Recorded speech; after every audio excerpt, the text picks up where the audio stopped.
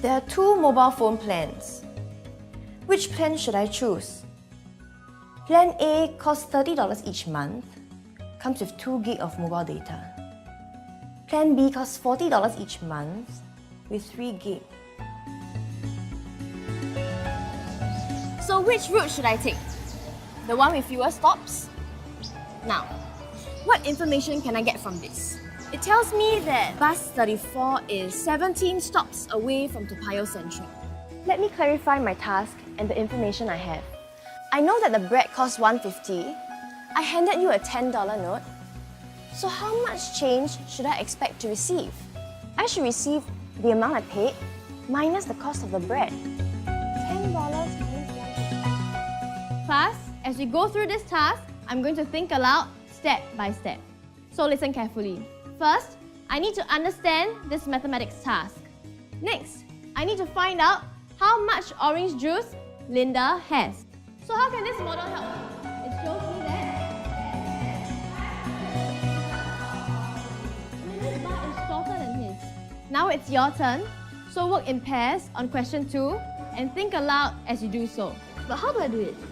So I think I'll use a model. I'll draw John first since I know how much sweets he has. Amy will have a longer bar with the If we draw the remaining model, little it will help us identify that John has 443 sweets.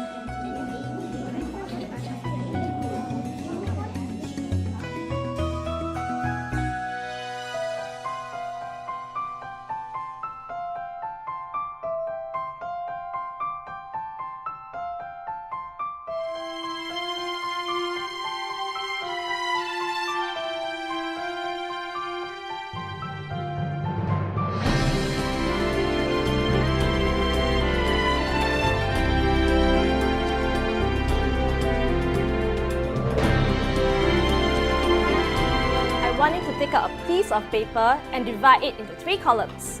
The 3 components of the KWL help students to integrate the concept into their existing schema. I have some information I've gathered from the internet. I'm going to demonstrate how we can use this information. I'm introducing a visual organizer in my English lesson to teach my students how to classify information they have gathered.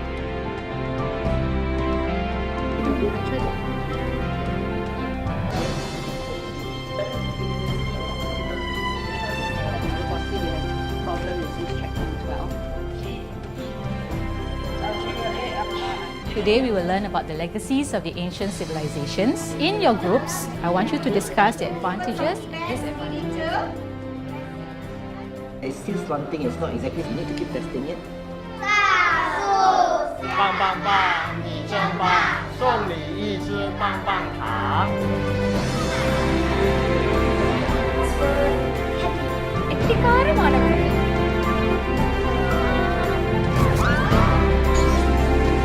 Can we add?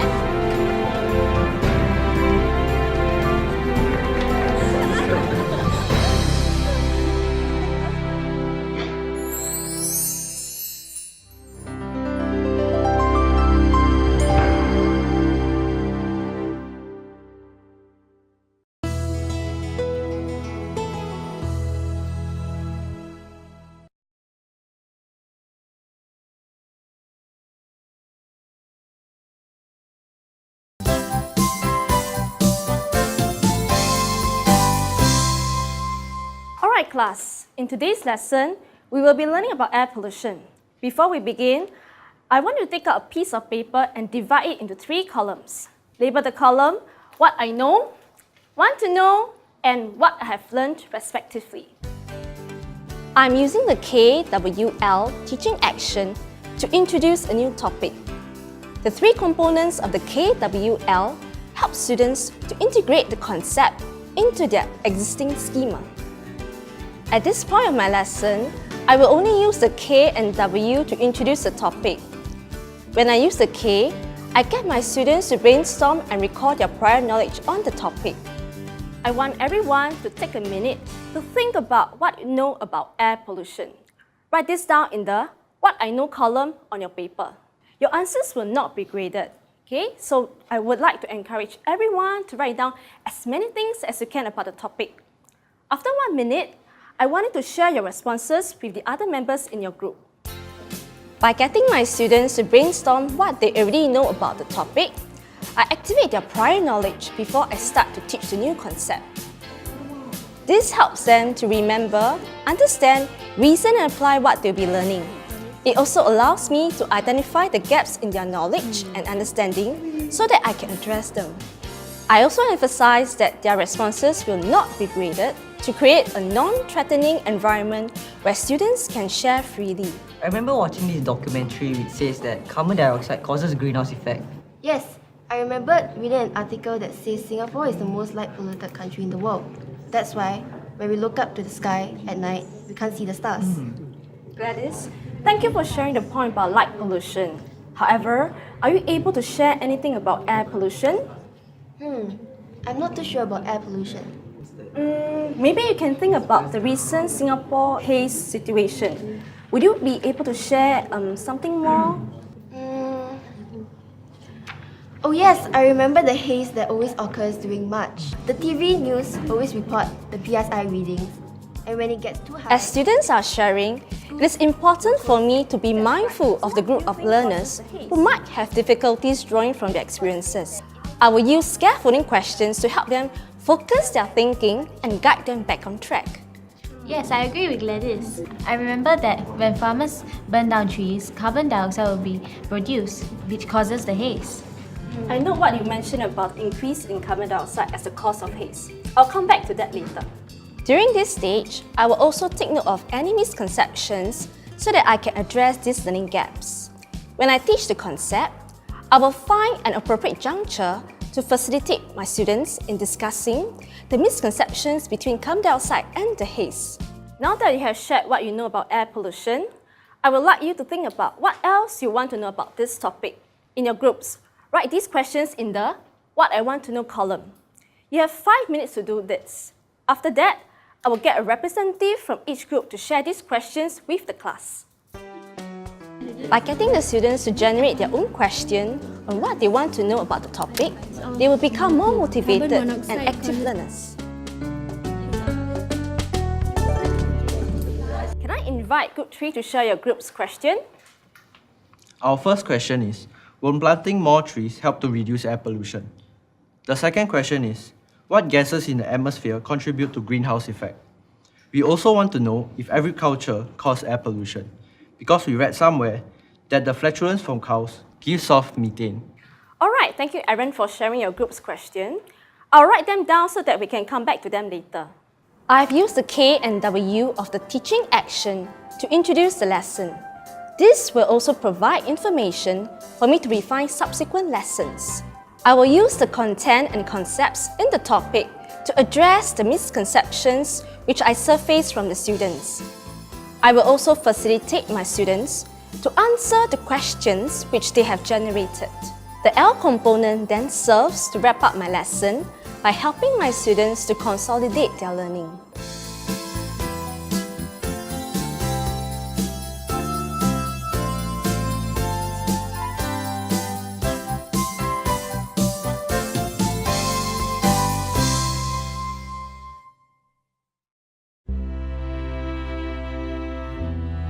I think it is important to make school fun. And when school is fun, you don't get kids waking up in the morning and say, oh, do I have to come to school again? So we embrace technology because it helps us make learning more engaging. I believe that when kids are engaged, when kids are interested, that's where learning takes place.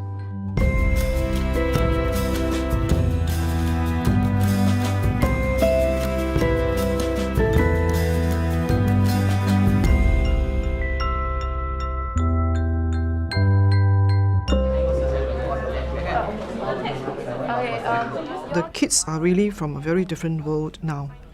And really to reach out to the kids, you need to be savvy with technology. If you're not savvy with technology, you're going to lose the kids in the school.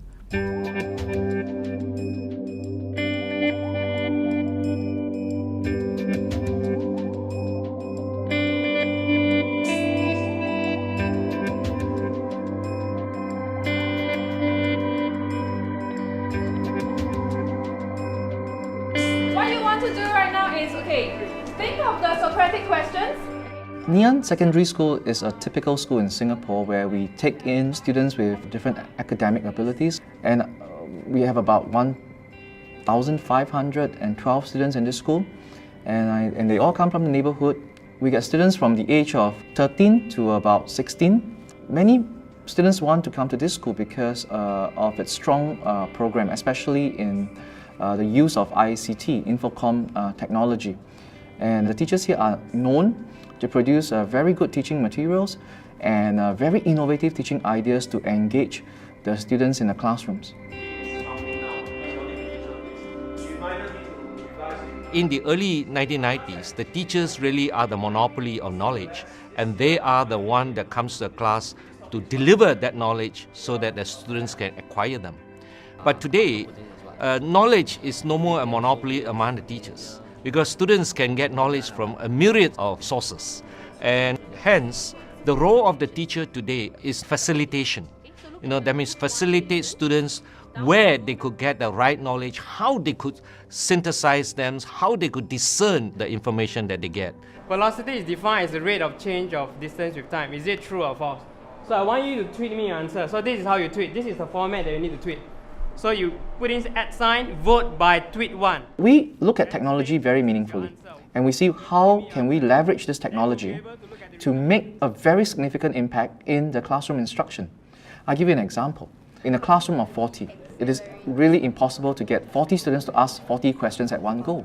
When we use the instant messaging tool, we open 40 windows to 40 kids. They could ask 40 questions at the same time, and the teacher could see their thinking on the technology tool that they use. And kids get more excited because they are using the tools that they are very, very good in using, not just the pen and the pencil.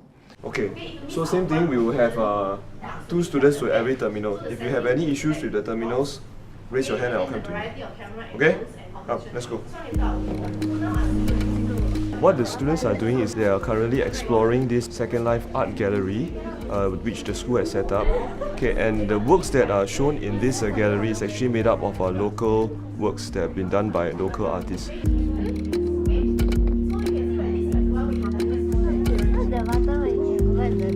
First of all, the online platform is very, very useful because it's something that really engages the students. They will be chatting with one another, about the works using the elements of art, principles of design, as well as reading other students' comments as well. If they would like to, they can actually leave notes for other students to read.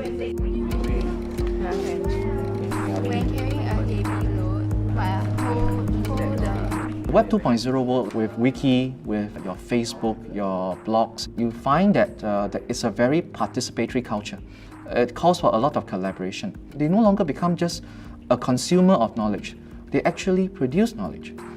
What are the important things that you have discovered so far? The election here are and the tendency to lose their actions. I find that students themselves are often on Facebook, so instead of looking at them and looking at Facebook as a distraction, I would rather use it to engage them. They even, like when they're stuck with certain question, they post up the question to the class, and you see responses, and they are learning from each other, which I think it's better because there's more motivation, intrinsic motivation for them to learn, rather than okay, I tell you to do this and I tell you to do that. I would say that the teachers in this school, myself included, we scan the globe for best practices.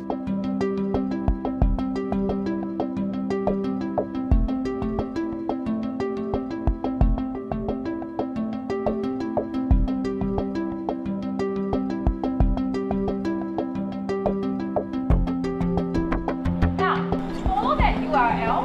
It will lead you to a Google form. Okay? Using that Google form, I want you to key down some of the things that will help you. We are in the process of watching a model lesson that's being run by my colleague here, and the whole process of us watching the lesson is to gain some kind of points from her lesson and also to provide our feedback. We discuss it to come up with a better lesson, because definitely learning grows with sharing and communication, and there's definitely scope for improvement for any lesson. Alright, first of all, I understand that the purpose of this Skype session, we want to confirm the suitability of the pretest. Is this the common agenda that we have? Yes, the common agenda. Yeah, that's right, yeah. Okay. Maybe we can think about is if we give it to the children as is, some of them might actually come up with the idea of the steepness of the slope. There's always something new to learn. You're never at a standstill. You're always moving ahead, pushing boundaries, trying to discover new things, new ways of teaching. So it's exciting because even if the pedagogy is sound, there's always a technology that's always challenging us, and we always have to find new ways to connect with the kids and to challenge them.